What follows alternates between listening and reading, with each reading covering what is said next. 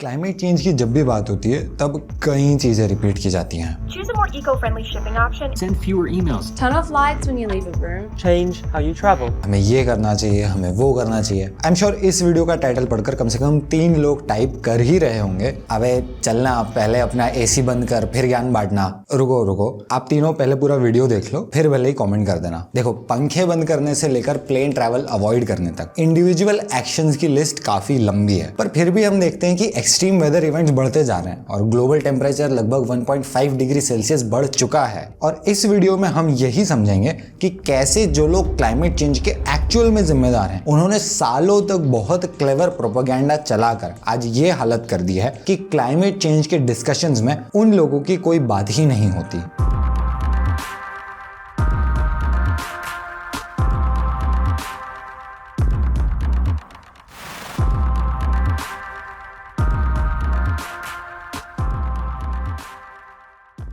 Modern civilisation के development में fossil fuels का बड़ा हाथ रहा है। इनके कारण फैक्ट्रीज बनी, ट्रेन्स चली और इलेक्ट्रिसिटी हर जगह पहुंची। अगर कोयला और ऑयल नहीं होते तो ह्यूमंस शायद इस तेजी से प्रोग्रेस नहीं कर पाते। पर जैसे जैसे इंडस्ट्रियल एक्टिविटी बढ़ती गई, गांव शहर में तब्दील होते गए, वैसे वैसे वैज्ञानिकों ने एक पैटर्न नोटिस किया।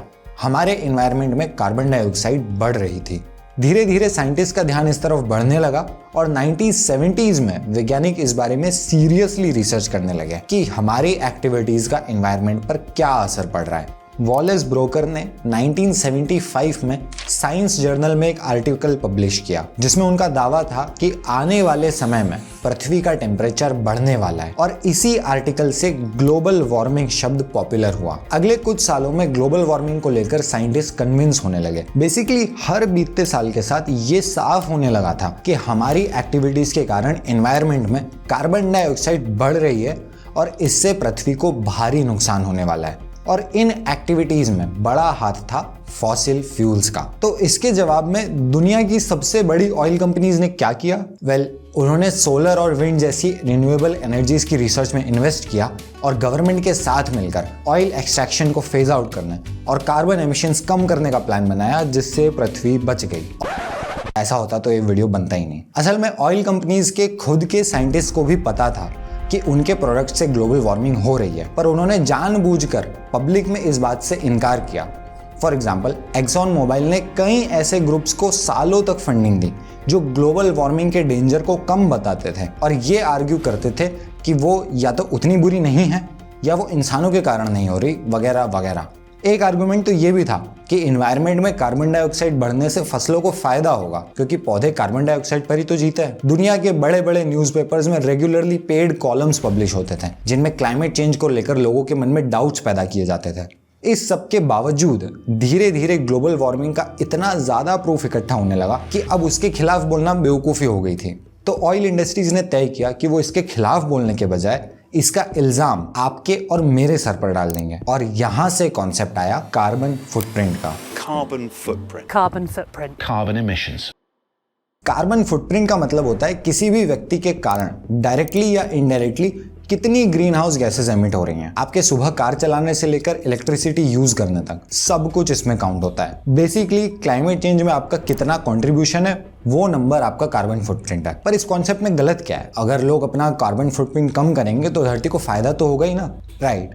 इस सवाल का जवाब मैं दूं उसके पहले अपनी स्टोरी पर वापस आते हैं। सन 2000 आते आते क्लाइमेट चेंज एक फैक्ट बन चुका था, मतलब उसके खिलाफ बोलने से अब कुछ नहीं होने वाला था। तो दुनिया की सबसे बड़ी ऑयल कंपनीज में से एक ब्रिटिश पेट्रोलियम ने डिसाइड किया कि वो खुद की रीब्रांडिंग करेंगे। उन्होंने खुद को क्लाइमेट फ्रेंडली बताने के लिए पीआर एजेंसी के थ्रू एक कैंपेन लॉन्च किया, बियॉन्ड पेट्रोलियम। और इसी कैंपेन के तहत उन्होंने 2004 में अपनी वेबसाइट पर कार्बन फुटप्रिंट कैलकुलेटर लॉन्च किया और कार्बन फुटप्रिंट के आइडिया को प्रमोट करने के लिए एड्स चलाए।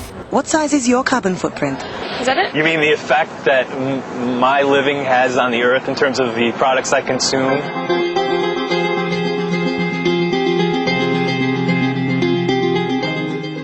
ये कैलकुलेटर हिट हुआ। लॉन्च होने के पहले ही साल में इस पर 2.5 लाख से ज्यादा विजिटर्स आए। आज भी आपको एक गूगल सर्च करने पर ऐसे कई कैलकुलेटर्स मिल जाएंगे जो आपको बताएंगे कि आप पृथ्वी के लिए क्या बेहतर कर सकते हो। अब ये कैंपेन इतना सक्सेसफुल इसलिए हुआ क्योंकि यहाँ झूठ नहीं बोला जा रहा है। कार्बन फुटप्रिंट पता होना और उसे कम करने की कोशिश करना अच्छी चीज है, लेकिन ये कैंपेन स्नीकी इसलिए था क्योंकि सिर्फ कार्बन फुटप्रिंट पर फोकस करने से क्लाइमेट चेंज की रिस्पॉन्सिबिलिटी, उसकी जिम्मेदारी कंपनीज से शिफ्ट होकर इंडिविजुअल्स पर आ जाती है। आपको पता है दुनिया की टॉप 100 फॉसिल फ्यूल कंपनीज दुनिया की 70% से ज्यादा ग्रीन हाउस गैसेस एमिट करती हैं। सोच के देखो एक बार, क्लाइमेट चेंज को रोकने का सबसे इफेक्टिव तरीका होगा इन 100 कंपनीज को और इन 100 कंपनीज के इन्वेस्टर्स को टारगेट करना, उन पर दबाव बनाना, ना कि अरबों लोगों से जाकर के उनकी आदतें बदलवाना। पर अगर हमारा पूरा फोकस इसी पर होगा कि लोग क्या कर सकते हैं, तो कंपनीज और इन्वेस्टर्स से ध्यान हट जाएगा। ऑयल इंडस्ट्री तो चाहती ही ये है कि हमारा फोकस लाइट बल्ब बदलने या जल्दी शावर करने पर हो, जबकि हमें चाहिए कि क्लाइमेट चेंज के बारे में जितनी भी बातें हो रही हैं उसमें कम से कम 95% conversations billionaires, companies, investments, governments और पॉलिसीज के बारे में हो। हमें चाहिए कि क्लाइमेट चेंज एक बड़ा पॉलिटिकल मुद्दा बने, पर इंडिविजुअल कार्बन फुटप्रिंट पर ज्यादा ध्यान देने से उसका ठीक उल्टा हो रहा है। इसी सोच से वो कमेंट आती है कि कुछ भी बोलने से पहले अपना एसी चलाना बंद कर दो। हम आपस में ही लड़ते रह जाते हैं। आम जनता पर इल्जाम थोपने का आइडिया ऑयल कंपनीज ने सीधा प्लास्टिक इंडस्ट्री से लिया है। जब प्लास्टिक एक ग्लोबल प्रॉब्लम बनने लगी तो कंपनीज ने बहुत स्मार्टली उसकी जिम्मेदारी कंज्यूमर्स पर डाल दी कि कूड़ा मत फेंको, रिसाइकल करो, रीयूज करो, जबकि गलती कंपनीज की थी। वो इतना सारा प्लास्टिक बना क्यों रहे हैं? प्लास्टिक इंडस्ट्री की खुद की रिसर्च में यही सामने आया कि रिसाइकलिंग से कुछ नहीं होने वाला, फिर भी उन्होंने रिसाइकलिंग को पुश किया। हम प्लास्टिक के प्रोडक्ट्स के पीछे लिखे नंबर्स देखते रह गए और कंपनीज प्रॉफिट कमाती रही। इस तरीके से इंडिविजुअल रिस्पॉन्सिबिलिटी के कई आइडियाज क्लाइमेट चेंज से रिलेटेड भी लोगों के मन में डाले जा चुके हैं। उदाहरण के लिए पेड़ लगाने को भारत और दुनिया भर में काफी अच्छा माना जाता है। पहली तो बात, पेड़ कोई लगाता नहीं, पौधे लगाते हैं। दूसरा, इस टॉपिक पर मैंने कुछ साल पहले एक वीडियो बनाई थी और उसमें ढेर सारे डेटा के साथ यही एक्सप्लेन किया था कि एक इकलौते व्यक्ति के 10 पौधे लगाना हो, चाहे सरकार के लाखों पौधे लगाना हो, क्लाइमेट चेंज पर इसका कोई खास असर नहीं होता, क्योंकि पौधों को बड़ा होने में सालों लगते हैं और उसके बाद भी वो बहुत धीरे काम करते हैं। हमारे पास इतना टाइम नहीं है। पर पेड़ लगाने से ना ये फीलिंग जरूर आ जाती है कि हमने कुछ कर दिया। अरे हम तो पेड़ लगाते हैं, अब हम क्लाइमेट चेंज के बारे में क्यों पढ़ें, ये वीडियो क्यों देखें, क्यों शेयर करें? हमें और मत बोलो। इसे कहते हैं सेल्फ लाइसेंसिंग इफेक्ट, जिसमें एक अच्छी चीज करने पर व्यक्ति को लगता है कि उसे दूसरी जगह पर अच्छा नहीं करने का लाइसेंस मिल गया। मैंने तो वो कर दिया ना यार, मैं ये क्यों करूं? फाइनली एक लास्ट एग्जांपल लेते हैं। मांस, दूध और अंडे की इंडस्ट्रीज में एनिमल्स पर बेहिसाब क्रूएल्टी होती है और ये इंडस्ट्री क्लाइमेट चेंज में भी दूसरी सबसे बड़ी कंट्रीब्यूटर है। रिसर्च बताती है कि अगर मांस और दूध की इंडस्ट्रीज ऐसे ही चलती रही तो फॉसिल फ्यूल्स बंद कर देने पर भी पृथ्वी का बुरा हाल हो जाएगा। तो इस इंडस्ट्री को रोकने के लिए कई लोग वीगन बनते हैं, मतलब वो कोई एनिमल प्रोडक्ट कंज्यूम नहीं करते। अब लोगों का वीगन बनना वेस्ट नहीं है, उनके वीगन बनने के कारण ही आज ढेर सारे प्लांट बेस्ड मिल्क्स, मीट और दूसरे अल्टरनेटिव्स मार्केट में मौजूद हैं। ग्लोबली प्लांट बेस्ड डाइट्स के बेनिफिट्स पर काफी रिसर्च हुई है। उनके वीगन बनने से कई जानवर तड़पने और मरने से बचते भी हैं।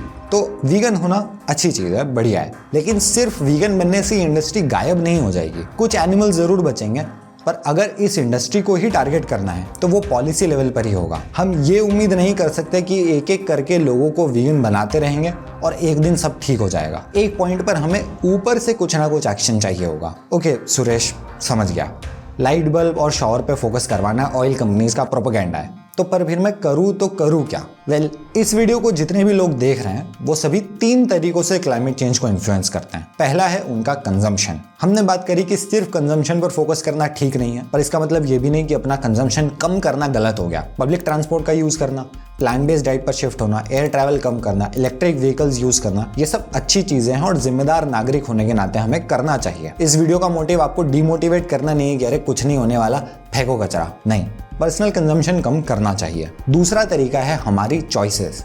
चॉइसेस में सिर्फ पैसे से खरीदी हुई चीजें नहीं आती। यहाँ पर सवाल है कि आपकी जिंदगी किस सिस्टम को सपोर्ट कर रही है, आप कहाँ काम करते हो, क्या काम करते हो, आपकी इन्वेस्टमेंट्स कहाँ पर है, उन पैसों का क्या यूज हो रहा है, यहाँ तक कि आप कितने बच्चे पैदा करते हो। उदाहरण के लिए 2 व्यक्ति हैं, एक हमेशा ट्रेन से ट्रैवल करता है, फ्लाइट्स बिल्कुल अवॉइड करता है, और दूसरा व्यक्ति कभी कभार फ्लाइट्स में भी ट्रैवल करता है, एक इम्परफेक्ट लाइफस्टाइल फॉलो करता है। अब बताओ किसका कार्बन फुटप्रिंट ज्यादा है? ऑफ कोर्स फ्लाइट में घूमने वाले का, राइट? पर जो व्यक्ति ट्रेन में ट्रैवल करता है ना, वो एक माइनिंग कंपनी के लिए प्रोजेक्ट मैनेजमेंट का काम करता है। दूसरी तरफ फ्लाइट वाला व्यक्ति रिन्यूएबल एनर्जी प्रोजेक्ट्स पर काम करता है। अब बताओ किसकी लाइफ से ओवरऑल पॉजिटिव या नेगेटिव इंपैक्ट क्रिएट हो रहा है? ये हैं हमारी लाइफ की चॉइसेस, जो कई बार हमारे कंजम्पशन से ज्यादा मैटर करती हैं। फाइनली तीसरा और शायद सबसे इंपॉर्टेंट है आपकी अटेंशन। आप किस कंटेंट को बढ़ावा देते हो, किन वीडियोस को लाइक और शेयर करते हो। क्या आप अपनी पॉलिटिकल लीनिंग्स को साइड में रख के सिर्फ इन्वायरमेंट और पृथ्वी के एंगल से सोच सकते हो कि गवर्नमेंट इस मुद्दे पर क्या कर रही है, क्या नहीं कर रही, वो कितना सही और कितना नहीं।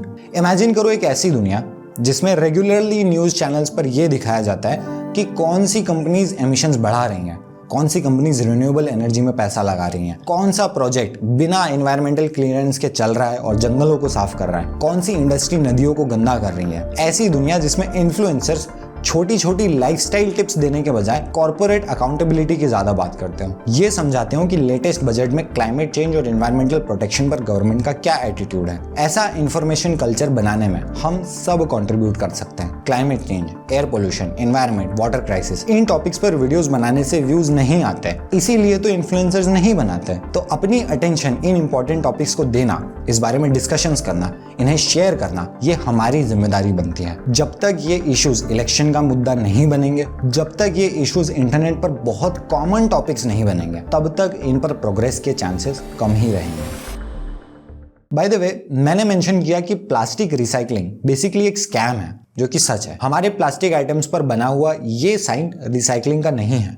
इसका मतलब ये नहीं होता कि ये प्रोडक्ट रिसाइकल होगा। ये प्लास्टिक इंडस्ट्री का एक झूठ है जिस पर हम आज तक विश्वास करते हैं, और इस बारे में डिटेल में जानने के लिए आपको जरूर देखना चाहिए मेरा ये वीडियो।